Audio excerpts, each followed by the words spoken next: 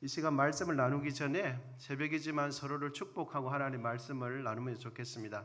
하나님께서는 당신을 사랑하십니다. 인사하겠습니다.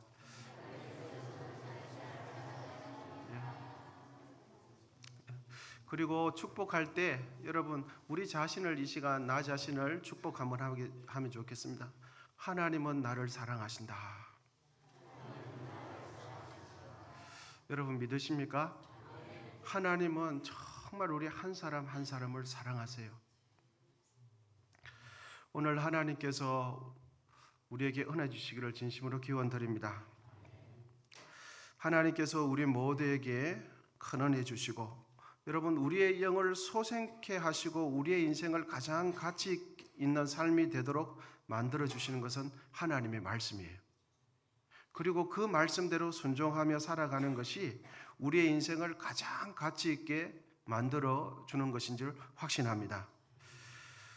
오늘 본문은 6월절 명절을 배경으로 하고 있습니다. 예수님께서는 자신의 생애 마지막 식사를 오늘 하시게 돼요. 마지막 식사. 그래서 마지막 6월절 식사를 제자들과 함께 하고 계시는데 그런데 그 마지막 식사 자리가 편하거나 즐겁지만은 않습니다. 왜냐하면 한 명의 제자가 서성 되시는 예수님을 팔 생각을 하고 있었고 예수님은 제자 한 사람이 나를 팔 것이라는 것을 예수님도 알고 계셨어요. 오늘 본문 18절인데요. 우리 같이 한번 읽어보시겠습니다. 시작. 다 앉아 먹을 때에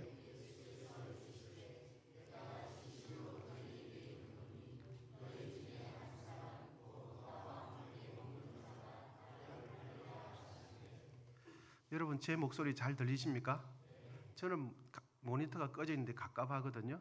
저는 제 목소리가 안 들립니다. 예. 예수님께서는 18절 말씀을 그렇게 하셨어요. 한 사람이 나와 함께 먹는 그 사람이 나를 팔리라 이 말씀을 하셨어요.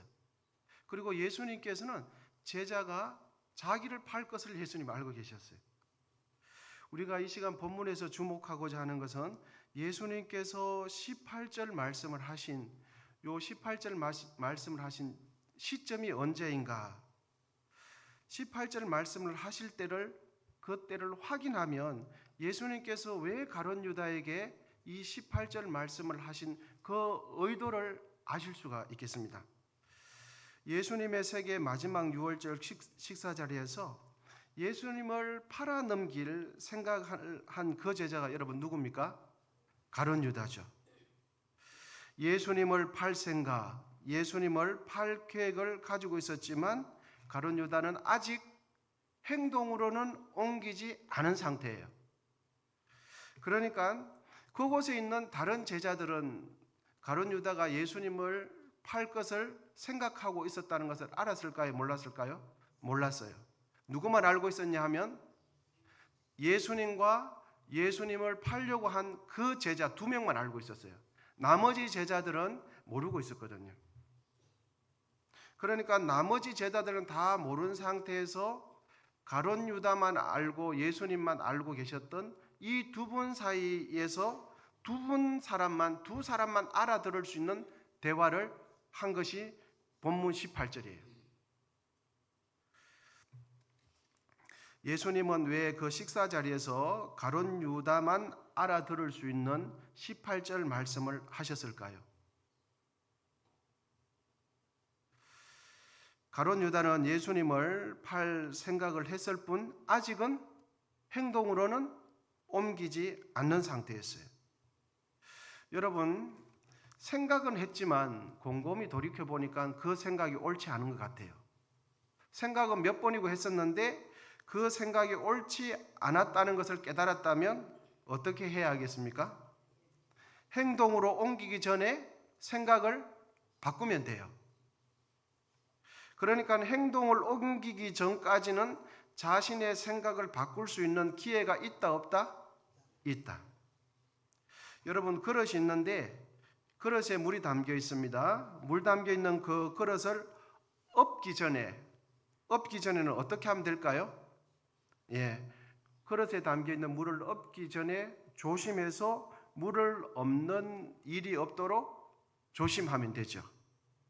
그렇다면 예수님께서는 가룟 유다가 예수님을 팔 생각은 하고 있었고 아직 행동으로 옮기지 않은 상태에서 18절 말씀, 가룟 유다와 예수님만 알아들을 수 있는 모종의 사인 같은 대화를 의도적으로 하신 것은 왜 그럴까요?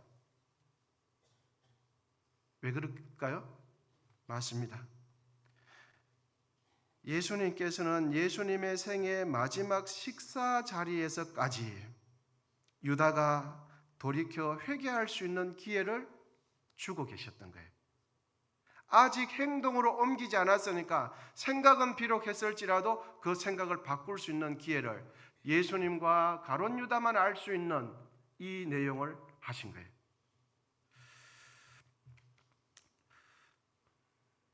그런데 여러분, 너무나 안타까운 것은 가룟 유다는 어떻게 했습니까?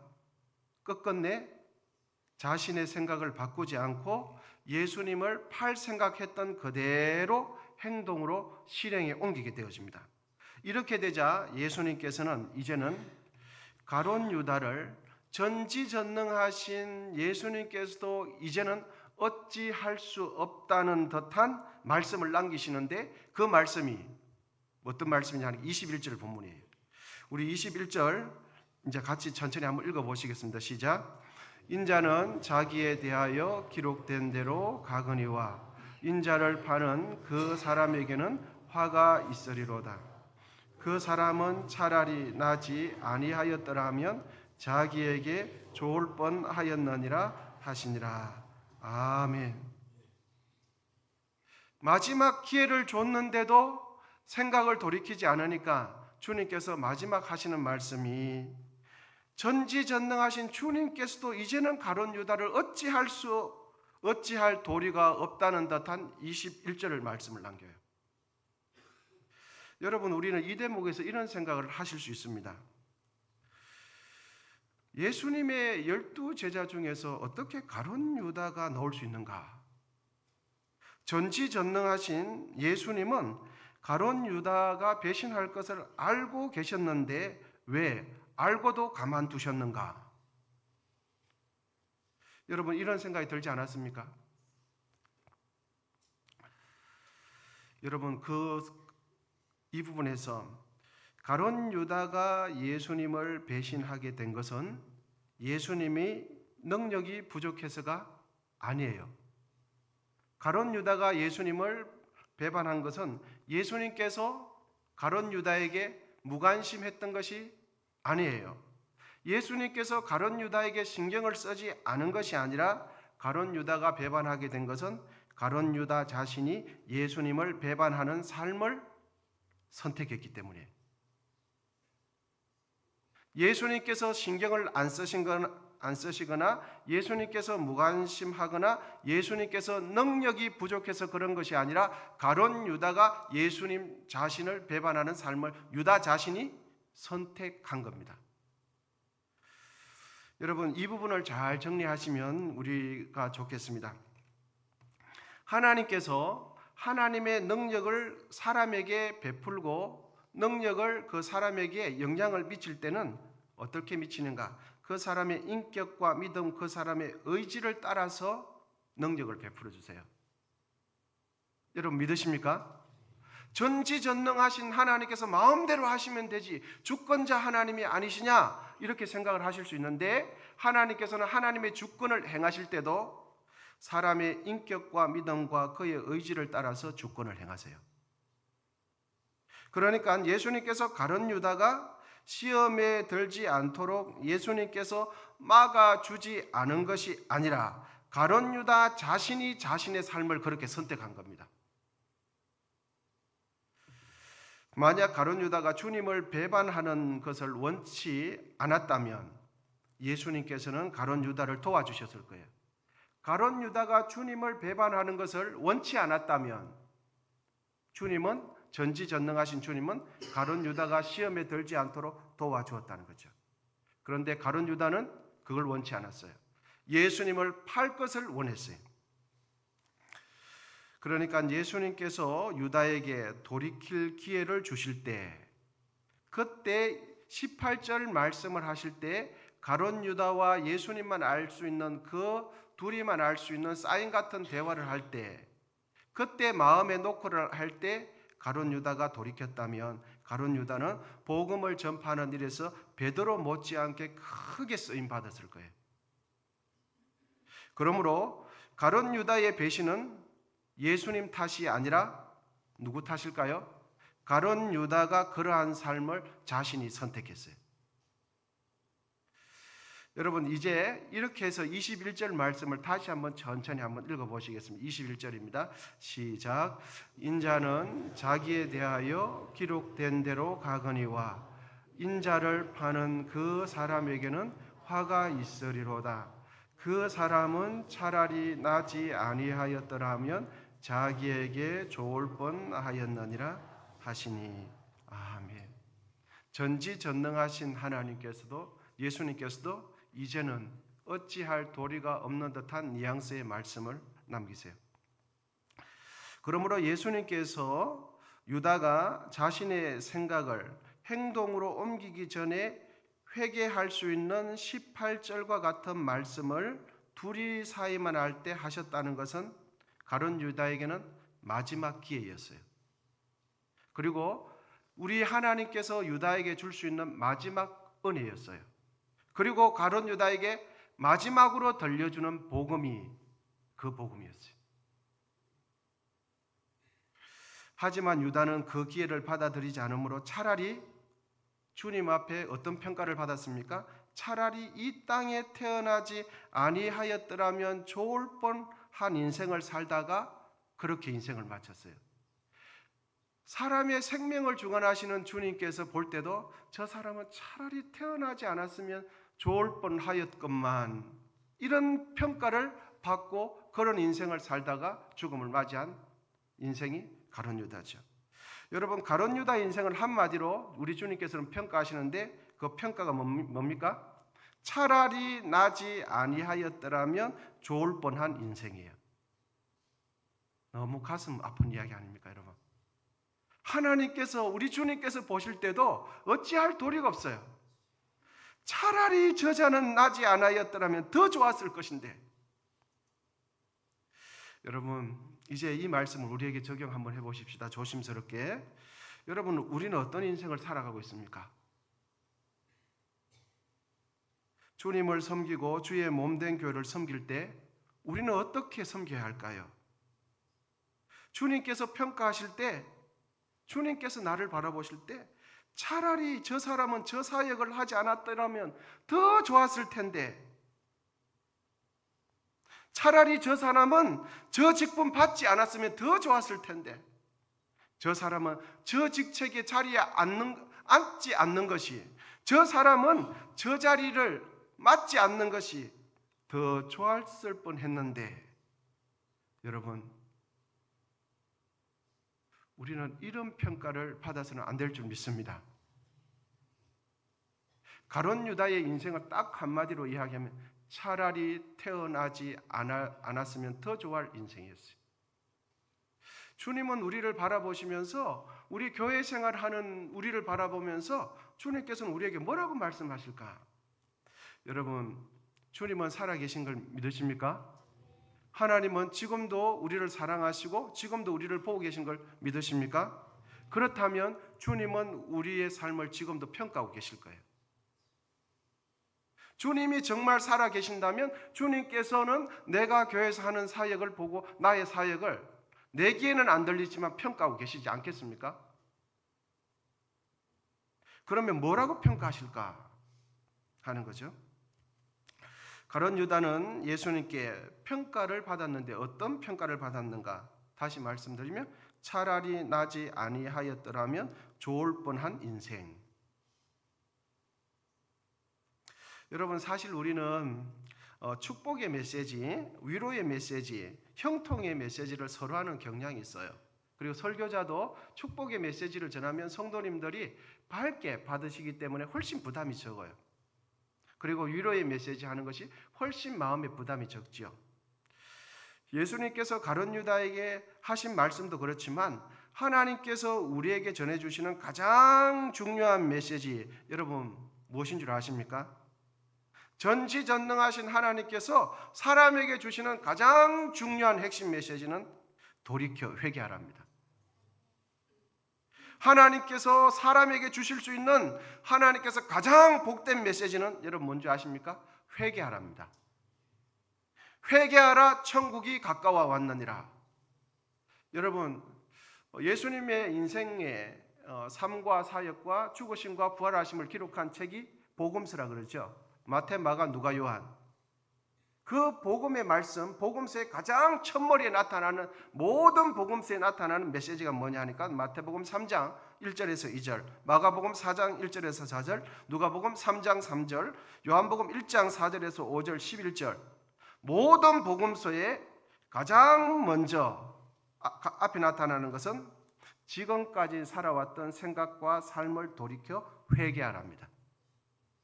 진짜 복음은 뭡니까? 회개하라죠. 주 예수를 믿으라, 그리하면 너와 내 집이 구원을 받으리라 라는 이 말씀도 저변에 깔려있는 메시지가 뭡니까? 회개하라예요. 주 예수를 믿지 않았던 그 삶에서 돌이켜 회개하라죠. 그래서 여러분, 죄인이 하나님 앞에서 의롭다함을 인정받을 수 있는 것은 무엇입니까? 회개예요. 우리의 영혼을 진실로 이롭게 하는 것은, 우리의 영혼을 진실로 살찌우게 하고 죽음 앞에서 우리가 하나님 앞에 갈 때 우리의 영혼을 담대하게 만들어주는 것은 듣기에, 일시적으로 듣기에만 좋은 축복의 말이 아니라, 비 없는 구름과 같은 축복의 말이 아니라 우리의 영혼을 살리내는 회개의 메시지예요. 여러분 믿으십니까? 우리의 영혼을 살려내는 메시지가 진짜 능력의 메시지 아니겠습니까? 우리의 영혼을 살려내는 것은 단순히 듣기에 편안하고 듣기에 좋은 메시지가 우리의 영혼을 살려내지 못해요. 우리의 마음을 뒤엎을 수 있는, 우리의 마음을 기경해낼 수 있는 그 메시지가 우리의 영혼을 살려내죠. 그래서 저는 축복의 메시지, 회개의 메시지를 이렇게 저 나름대로는 표현을 한번 해보고 싶습니다. 회개는 무엇인가? 내 영혼의 축복의 샤워, 회개입니다. 내 영혼의 축복의 샤워가 회개예요. 여러분, 회개하면 어둠이 물러갑니다. 아멘입니까? 회개하면 내 마음이 새로워져요. 회개하지 않는 상태에서 위로, 겉면, 거칠게 하는 말들은 내 마음을 어둡게 만들어요. 진짜 내 마음을 새롭게 만드는 것은, 새 마음 되게 하는 것은 회개밖에 없어요. 회개하고 그 위에 위로를 받아야 돼요. 회개하고 사랑의 메시지를 들어야 돼요. 여러분, 회개하면 원망과 불평이 물러갑니다. 회개하지 않고 원망과 불평을 이겨낼 장사는 아무도 없어요. 자신의 생각을 자신이 이겨낼 사람은 아무도 없어요. 여러분, 회개하면 더 이상 죄가 우리의 삶에 왕노릇하지 못해요. 죄인의 삶을 왕노릇하는 것은 죄거든요. 그런데 죄가 우리의 삶에 왕노릇하지 못하도록 하는 것은 회개밖에 없어요. 회개하면 귀신이 떠나갑니다. 그리고 죄 때문에 온 병은 회개하면 병이 낫게 돼 있어요. 여러분, 마귀는 우리가 회개하는 것을 매우 싫어합니다. 마귀의 뜻은 우리가 돌이켜서 회개하지 않는 것이 마귀의 뜻이에요. 인간적인 내 고집을 꺾지 않는 것이 여러분 누구의 뜻일까요? 마귀의 뜻입니다. 잘못된 생각을 끝까지 붙잡고 가는 것이 여러분 누구의 뜻일까요? 마귀의 뜻. 여러분 잘 보십시오. 가룟 유다 잘못된 생각을 가지고 있었죠. 그런데 끝까지 그 생각을 가지고 있는데 성경에 찾아보면 그 가룟 유다의 생각 속에 마귀가 예수를 팔 생각을 넣었더라 말씀해요. 잘못된 생각을 끝까지 가져가도록 피우는 게 그 생각, 나의 생각 이면에 작동하는 게 누구라고요? 마귀예요. 여러분, 그런데 여러분, 성령님은 우리가 회개하는 것을 만들어 주시는 분이 성령님이에요. 인간적이고 할례받지 못한 우리의 성품들이 있죠. 그런데 나의 기질적인 고집을 내려놓도록 해주시는 분이, 회개하도록 해주시는 분이 누구십니까? 성령이에요. 우리 하나님은 우리가 회개하기를 기다리고 계세요. 내가 지금까지 살아왔던 내가 생각 속에 큰 일은 일어나지 않았던, 큰 일만 일어나지 않았으니까 우리는 끝까지 내 생각이 굳이 이런 생각으로 하면서 하나님께서 원하지 않는 내 생각을 끝까지 쫙 밀고 나갔죠. 왜? 큰 일이 안 일어나기 때문에. 그런데 그 생각 속에, 그 생각의 뒤에 뭐가 작용하고 있다고요? 여러분, 죄가 작동하고 있고 마귀가 작동하고 있어요. 예수님을 팔 생각을 끝까지 내려놓지 못했거든. 가룟 유다의 그 생각 속에 마귀가 예수를 팔 생각을 집어넣었더라. 만약에 가룟 유다가 생각하기를 내 생각 속에 마귀가 있어 라고 했으면 가룟 유다가 돌이켰을까요? 안 돌이켰을까요? 알고 있었다면 돌이켰어요. 그런데 그 생각 속에 내가 옳다는 고집을 피운 거죠. 여러분, 본문의 상황 속에서 예수님께서 가룟 유다에게 해줄 수 있는, 오늘 본문 속에 우리 주님께서 해줄 수 있는 최상의 것은 무엇입니까? 돌이킬 수 있는 회개의 기회를 한 번 더 준 거예요. 가룟 유다의 죽기 전에 마지막 은혜였어요, 이것이. 그리고 가룟 유다가 들을 수 있는 마지막 복음이었어요. 그러므로 회개에 대한 여러분 부정적인 인식을 이제는 버리고 그동안 하지 못했던 것, 그동안 우리 마음속에 묵혀두었던 것이 혹시 기도하고 혹시 말씀 들을 때 깨달은 거 있다면 여러분 그거 돌이켜서 주님 앞에, 십자가 앞에 내려놓기를 축복합니다. 그러면 우리는 고난주간을 너무너무 의미 있게 보내는 거죠. 우리 주님께서 죽으신 그 십자가 단순히 우울해하면서 한 끼 밥 굶는 것으로 여러분 고난주간 보내지 마시고 정말 우리 주님께서 기뻐하시는 그 삶으로 나아가실 수 있기를 축복합니다. 이제 같이 찬양하도록 하시겠습니다.